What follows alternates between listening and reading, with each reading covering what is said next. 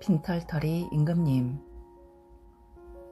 어느 항구 도시에 마음씨 좋은 부자가 살고 있었다. 그 부자에게는 주인을 충심으로 섬기는 노예 한 사람이 있었다. 어느 날 부자는 노예를 해방시켜 주기로 했다. 그래서 배 한 척을 마련하고 많은 재산을 나누어 준 다음 이렇게 말했다.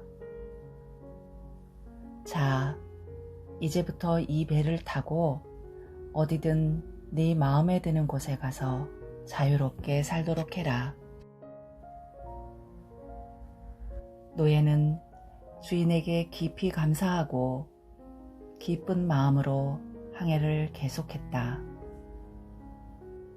그런데 운 나쁘게도 그 배는 바다 한가운데서 큰 폭풍을 만나 그만 바닷속에 가라앉고 말았다. 노예는 간신히 목숨을 건져서 근처에 있는 어떤 섬에 닿았다. 완전히 빈털터리가 되고만 노예는 천천히 섬 안으로 들어가 보았다. 그런데 섬에는 겉보기와는 다르게 크고 넓은 도시가 있었다.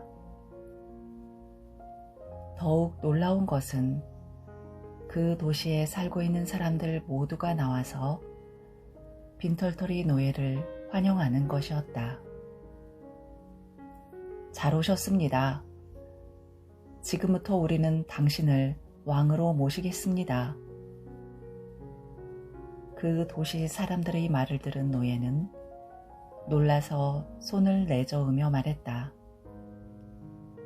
무슨 말씀이십니까? 저는 모든 재산을 몽땅 바다에 빠뜨리고 돈도 한 푼 없는 빈털터리입니다.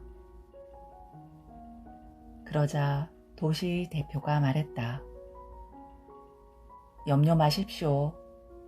우리는 1년에 한 번씩 바다를 건너오는 분을 왕으로 모시는 전통이 있습니다.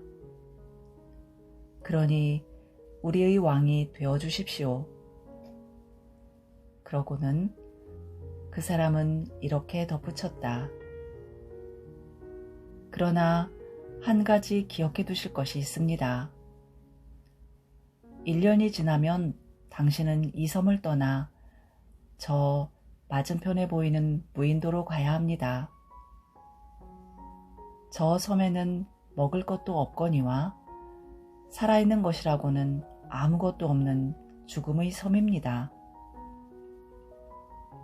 노예는 깜짝 놀랐다. 하지만 그는 결국 도시의 전통대로 왕이 되었다. 왕이 된 노예는 자기가 왕으로 있는 동안에 죽음의 섬에 샘을 파고 과일나무를 옮겨 심었다. 그리고 부지런히 땅을 일구어 곡식의 씨도 뿌려놓았다. 약속된 1년이 지나자 사람들은 왕을 죽음의 섬으로 추방했다. 왕이 죽음의 섬에 도착해 보니 그곳은 이미 낙원으로 변해 있었다. 그동안 열심히 가꾼 덕에 그곳은 아름다운 꽃과 풍성한 과일, 그리고 먹을 것이 넘쳐 흐르는 땅이 되어 있었던 것이다. 유대인들 사이에 전해 내려오는 이 이야기는 우리에게 많은 교훈을 준다.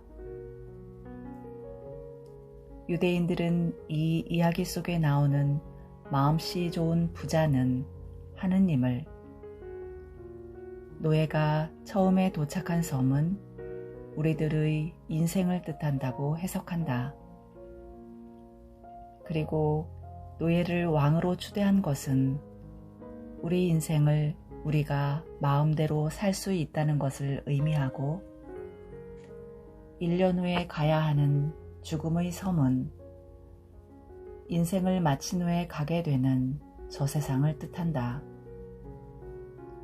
이 이야기는 살아있는 동안 착한 일을 많이 하면 저 세상에 가서 더욱 행복해진다는 것을 말해준다.